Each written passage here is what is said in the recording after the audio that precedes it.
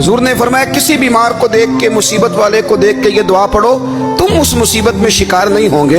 बरेली शरीफ के दाएं बाएं ताउन का मर्ज फैल गया तो आला हज़रत फरमाते हैं मेरे मुंह में भी कुछ गिल्टियां निकल आईं। तो बाज़ लोगों ने कहा शायद आपको भी ताउन हो गया है। आला हज़रत रहमतुल्लाह अलैह फरमाते हैं जो सबसे बेहतरीन तबीब था वो लाया गया, उसने मेरा मुंह देख के, गिल्टियां देख के कहा ओहो आपको तो ताउन का मर्ज हो गया है। तो आला हज़रत फरमाने लगे मुझे सारी बीमारियां लग सकती हैं, ये नहीं लग सकती।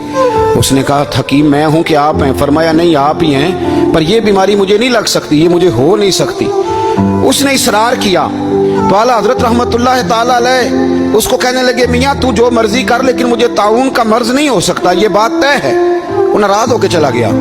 अब ताउन की जो गिल्टियां होती थी ना वो बड़े बड़े महीनों नहीं जाती थी, तकलीफ रहती थी। आला हज़रत कहते हैं मैंने उसी रात ना थोड़ी सी काली मिर्चों का सफूफ बनाया और मिसवाक में रख के जब मुंह के अंदर छिड़का तो थोड़ा सा खून निकला और मेरा मुंह बिल्कुल ठीक हो गया।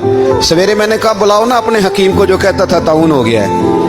तो लोग कहने लगे हुजूर आपको वैसे कैसे पता था ताउन नहीं है?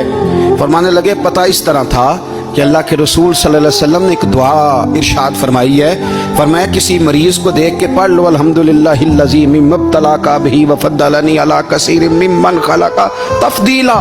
हुजूर ने फरमाया किसी बीमार को देख के, मुसीबत वाले को देख के ये दुआ पढ़ो, तुम उस मुसीबत में शिकार नहीं होंगे। फरमाने लगे मैंने ताउन के मरीज को देख के दुआ पढ़ ली थी, तारे टूट सकते हैं, चांद गिर सकता है, सूरज अपनी जगह छोड़ सकता है, पर मदीने वाले महबूब की बात गलत नहीं हो सकती।